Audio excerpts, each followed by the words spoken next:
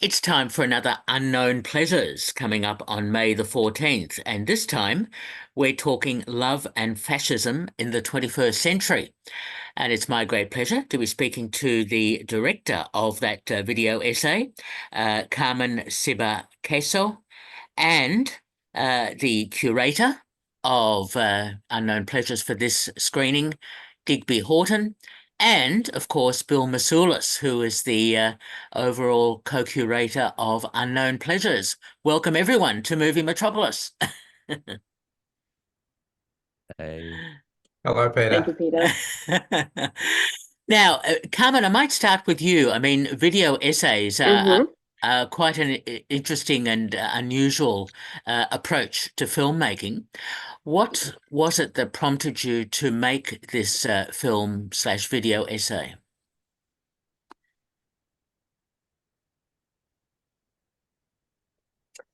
Well, I didn't exactly have like the intention of making a feature-length film for my, I guess, graduating work at an art school. So I was at VCA, and I had originally gone through the sculpture and spatial practice department, but in honors, it's just open visual arts. And I knew I wanted to make a video, that's for sure. But I thought it would be kind of more of a discursive conversation amongst artists around ideas that related to love or fascism in a really kind of broad conceptual context. Um, and then lo and behold, I was a sad 21-year-old who had just gotten their heart broken.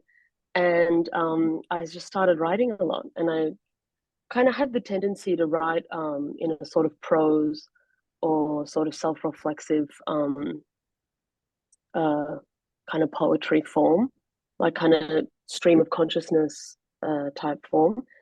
And I was just doing that because, of course, in honors we have the thesis component of the year, and it sort of began as my research. And so, of course, I was watching a lot of films that I like to watch. I was reading a lot of theory that was either just I picked up myself or I already had, or my supervisor, Lisa Radford, had probably suggested to me, relating to the themes of love or fascism in broad context.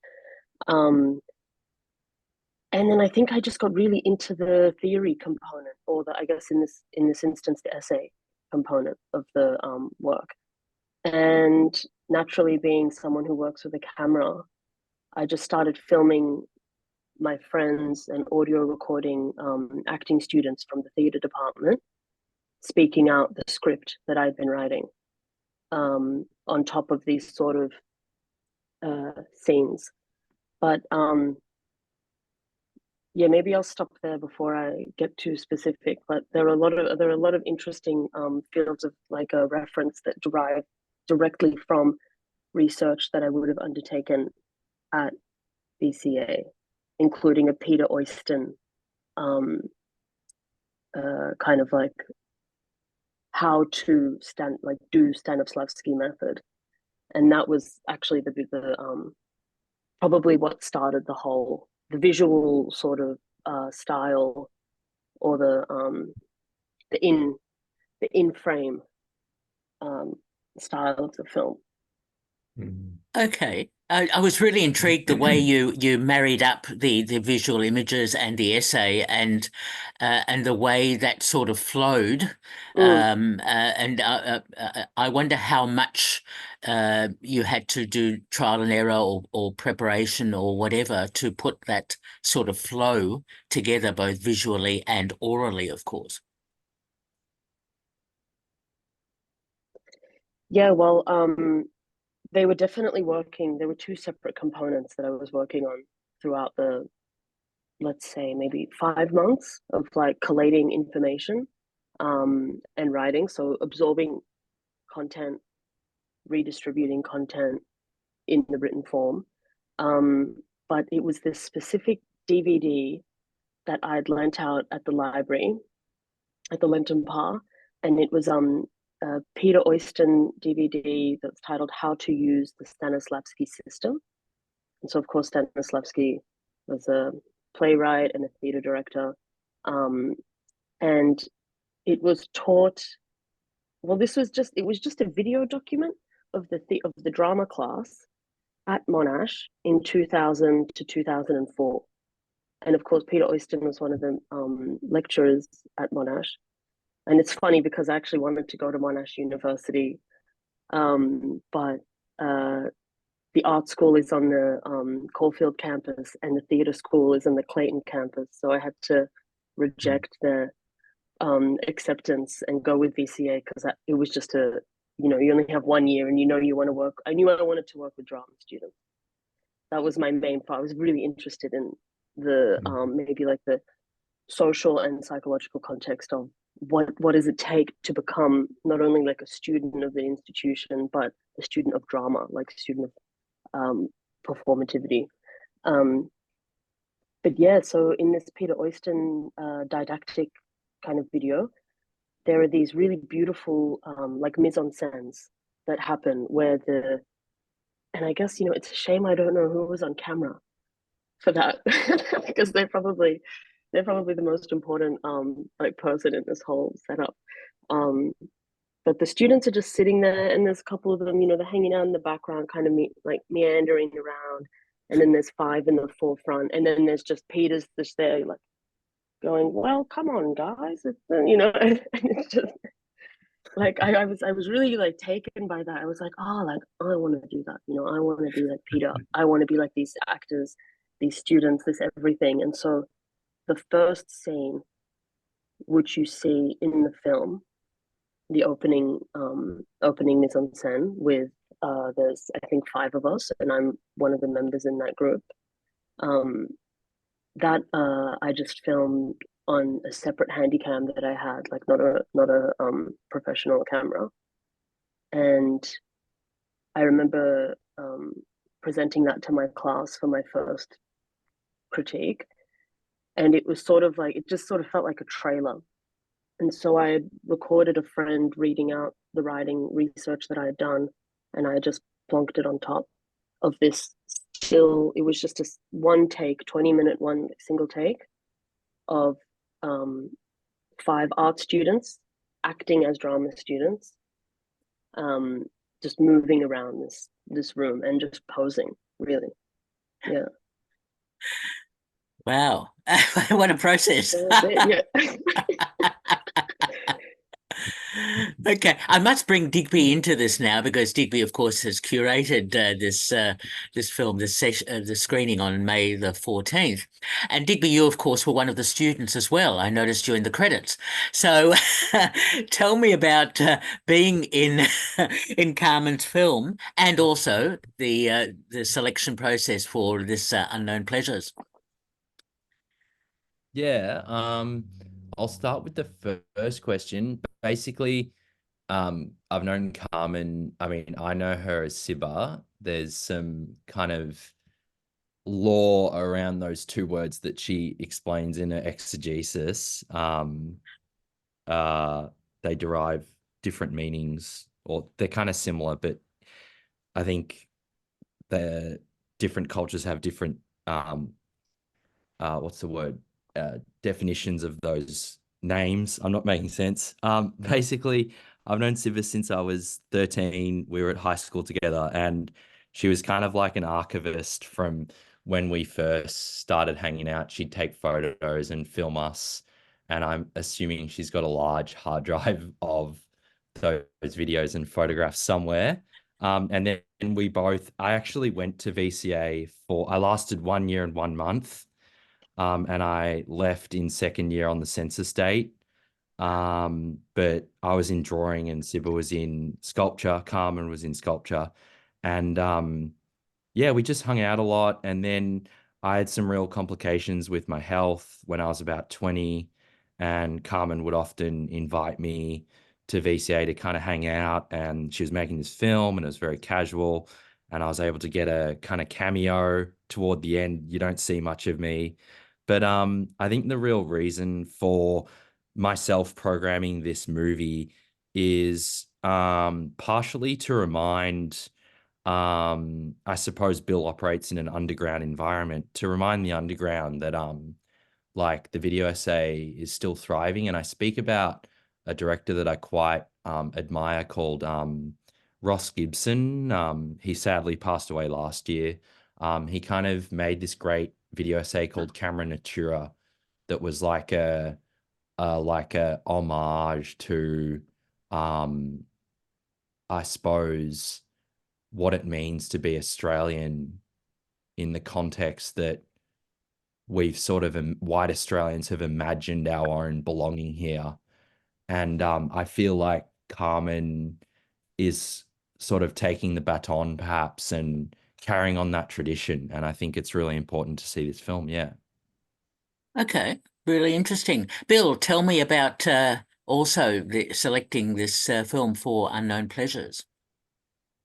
Oh, well, for me, it was just a complete no-brainer, like an essay film, but from a younger filmmaker as well, although she's a broader kind of artist, of course.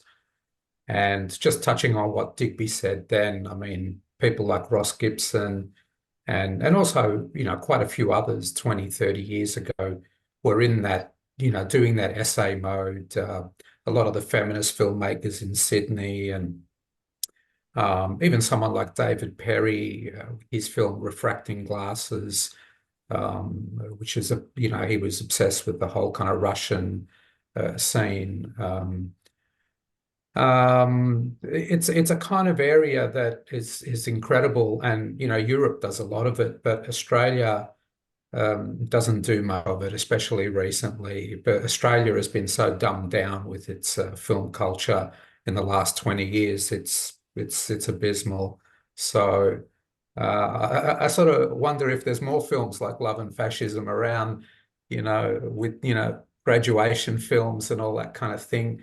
I wish there were, and but I personally am very happy to be presenting this film, and someone like Digby comes along, in recent years, or actually just the last couple of years for myself, in terms of my knowledge of him. Someone like he comes along and is young and has enthusiasm and can bring to the table these kind of films. I hope you've got some more, Digby, that you can dig up. Yep. But I forgot your original question, Peter. But I think that answers something. Yeah. That's perfectly fine.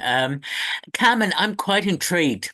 What were you hoping would be the message that audiences would get from your video essay, and how they should respond to your film? Yeah, it's an interesting position because it's something that when you work in a visual arts space, or educated in that space, that question comes up a lot. Like, how am I engaging my audience? How am I engaging, or what is the role of the spectator in the work? And of course, because I'm trained in spatial practice and sculpture. The work was originally screened just on like a really, really big like flat screen TV, maybe like 85-inch or something, that I was really fortunate to lend off someone. And it was kind of in one of those stage sets. So it was positioned. I was just, of course, I was probably reading like too much like Lacanian theory at the time as well. And so there was just so much refraction happening, so much mirroring of like the viewer, um, the actor, let alone, I mean, the camera, but then you added the lens as well. So maybe it was a bit actor, a screen, camera, director, spectator. And it was very, very clear. Like in the viewing process, it was really that distinction or communication of materiality was really prominent, and it is in the writing as well, I think. So essentially, the reading was, and I'm lucky that I did it in an art school context. I was getting immediate feedback from my peers, people who, I remember one of the painters in my class of 40 students came up to me after my first crit, and she said, oh, I'm really excited to see where your work is going because I know nothing about video and film. And I was like, oh shit. Which, to be honest, like you're at one of the best art schools in the country, and the knowledge around just general video or performance theory, let alone theater or film, is really like non-existent. And these are people who are interested in these threads of thought, and it's just that inaccessible. Like that's what it is. It's not that the people don't want to know. It's just it hasn't been made accessible to, let's say, a general public or something like that. So to answer your question again, basically, I feel like the audience just became a part of this broader um, theme or backdrop or cultural context or whatever it is that I was projecting onto everybody as a director. And that was registered, which was like I wasn't exactly intending to do that, but the technical qualities of the work sort of forced that to happen. Mm. Okay. And Carmen, you did say that the essay sort of also became a bit of a revelation, epiphany, or outcome from your own situation, circumstances, situation, so on. Mm. How has that assisted your ongoing narrative and your ongoing ideas, I suppose? Yeah. Well, look, that's the thing. Ideally, I would have access to a huge university that has free camera equipment and studios, well, not technically not free. I guess I paid for it in debt. But, access basically to technical equipment. After Love and Fascism, I guess I was kind of on a roll with making kind of theater-based screen work or like films that operated in one scene, so I didn't have to run around shooting multiple locations. And I was able to, again, with commission and grant from the University of Melbourne in 2019, I made a kind of street theater. Like I guess it was just a play, and Digby features in that along with his mother, Prue, which was really sweet. And that was commissioned by the university, and so we were able to I was able to take theater outside, which was like a really kind of pivotal process for me. And it was the first time that I was just directing and not behind the camera. I had a friend, Leon Gerard Brown, on camera, and I had a feeling this would be the case, but I really loved it. I really loved directing theater, like the movement based quality of that, and it's live. It's so sensitive to it's I guess it's ephemeral that way. But yeah, I guess it's just an accessibility issue. Hey, I just had to now. If you look at my practice, it's compartmentalized into like one, like how I can get money, and then two, how I can physically do it in the capacity of my own home studio or laptop. I'm lucky I have a lot of gear that I've accumulated over the years, but yeah, for example, the next show I have, which is opening tomorrow, it's just 2 photographs. And then, last year I published a book of prose. So the same ideas are at play. They're just compartmentalized into, independent faculties as opposed to being a film or like being cinema or theater where you can encompass every aspect of life into one distilled, compact, moving image, which is honestly, it's the goal. Yeah. Wow. What a really intriguing process. That's I wish you well with all that. And Dick and you pretty much started Digby's acting career as well. So it's well done on that.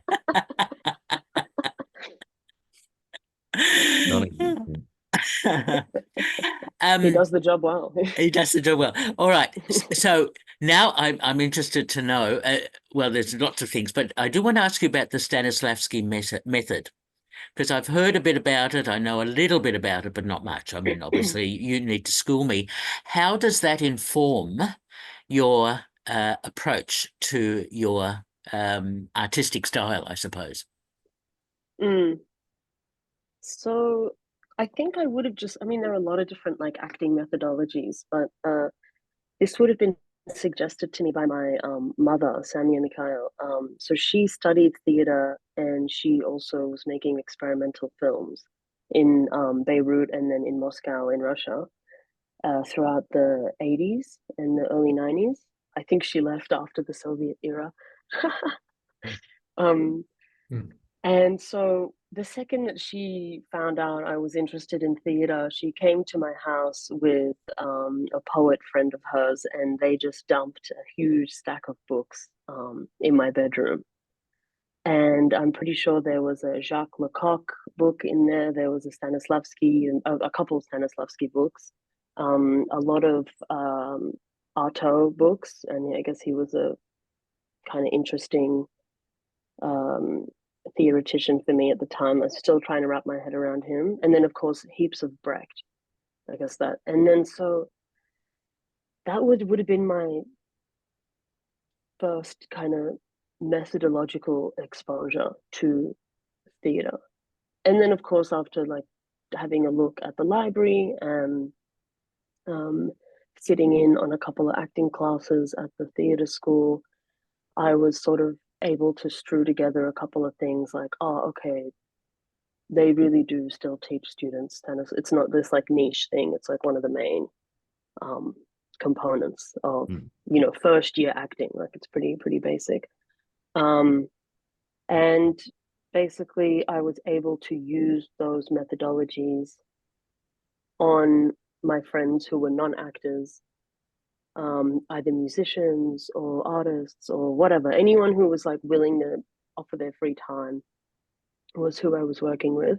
I managed to get 4 students from the acting school who feature quite a lot in the film.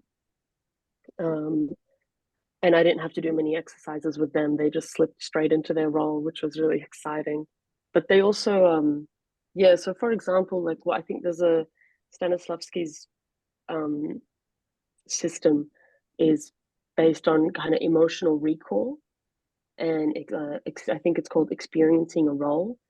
So essentially, let's just say it's a sad scene, I don't know, but you need your actor to sort of access like a space of maybe like apathy or pity or something. So you kind of have to. It's interesting because there's a lot of maybe exploitative aspects to this process as well, which is perhaps what drew me into it. But you have to get your actor to really enter that headspace. Think about a time where they were deeply saddened or something in order to activate and initiate that emotional recall within themselves. And then you suddenly switch to acting, like in the instant. The director says, now say your lines. And the shift that creates is really kind of interesting. So I was hoping that in the film, in specific scenes where the actor repeats the sentence, so like we're just doing the take over and over again without anyone having to say take 1, take 2. I was, maybe that's a clear signal to that style of theater teaching. Yeah. Yeah. Okay. Thank you. That's really nicely described, and that gives me a bit more insight. So thank you for that. That's great. And I hope it made sense. Yeah. it did. No, I get that that feeling of that inner emotion and channeling it and all that sort of thing. So is there love and fascism in the 21st century still around? I don't. Always. Yeah. Always. Yeah. Is there? Do you believe, Bill? All right. Yeah. I'll take your word for it. There's definitely fascism. Good answer. But I guess I can tell you there's love, Carmen. Yeah, there's love. You can't kill. Yeah, you can't kill love. Yeah. Well, love is just humanity. So I guess we're trying. We're getting there. Okay, I like that. I like that. It's so on May the 14th, on the Tuesday, you and Digby and Bill will all be there at the Unknown Pleasure screening. Yep. Yeah. Yes. Yep. We'll all be there with bells on, and 8:20 p.m. 8:20 p.m. Thornbury Picture House. Info is online. People just have to go to the Thornbury Picture House's website, and you can pre-book a ticket there. And a slight warning: there's only 20 seats left, so get in. The cinema only holds 57 people anyway, but only 20 seats left, so get in for this very unique film in the Australian film landscape. Yeah. Yep. Okay, great. I certainly agree. So, Carmen, are you also contemplating perhaps making a film, maybe even a narrative film? Well, yeah, I had one in the works after I was on my roll in 2019. I was making a few kind of funny, shorter slacker films, which is, I mean, Mm. yeah, I wanted to make slacker theater. So I felt like that was Mm. natural contradiction, but I do believe that it exists. But I guess that's just reality. Like reality is just like a theater. But yeah, so there was this kind of independent uh film that I wanted to, I guess produce and make, and I had written the play out, and I had moved to the US at the during the last 2 months of 2019, and I had funding from the Ian Potter Cultural Trust, and I had a mentorship lined up with a video artist that I really love in the US, Karen Sitter, and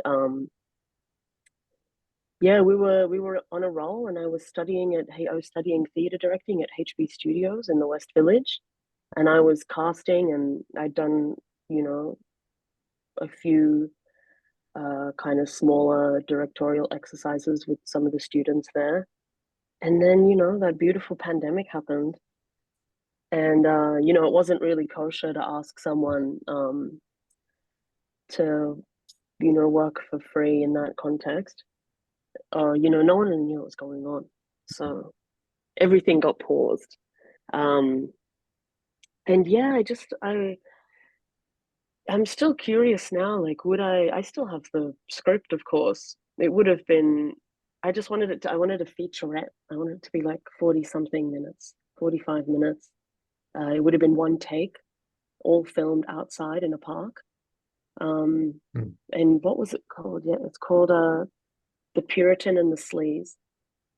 Mm, So again, there's this like I remember direct this. kind of like this like Mm. parallel, yeah. And it just basically followed a series of kind of dialogues and kind of like philosophical or existential conversations between predominantly between groups. So there was a few couples. There was a group of three specifically international students, and there was the main character was a man who just got fired, and he's the leading source. So the film would have started in the building where he got fired, and then for 40 minutes we would just be following his like geographical like you know pattern. And then and in the beginning he's having this revelatory moment. He's like, oh my god, I got fired. And then he registers that maybe getting fired is the best thing that ever happened to him. And then by the end of the script, he's singing and belting out and screaming and asking anyone if they've got a job, as if he was like begging for money or something. And I was just really obsessed with that character. Mm. And there was a lot of bystanders. I mean, yeah. Well, it's one of the yeah, there's like a lonely masochist on a cow on a park bench, and he's just this kind of spectator role on the side. Ah. The moral masochist, that was his name. Yeah. And I he's hope, kind of narrativizing the theater. Yeah. yeah. Well, I hope you get to make that. It sounds like it could be a Yeah, really yeah, interesting it would be. project. Yeah, it Yeah, it would have been really funny. Yeah. sounds good. Sounds good. Now, my Zoom is rapidly running out, so I'll just ask Digby and Bill, what's coming up next after this Unknown Pleasures event? At the moment, yeah, Digby is quite established as a programmer for us. This is the second film he's programmed. Chris Luscri, who runs the whole series with me, isn't quite active with it at the moment. And there's a few things coming up in the next months. There's a Super 8 restoration program by Dirk de Bruin, and Digby's got a couple of ideas up his sleeve, and he'll be featuring with something.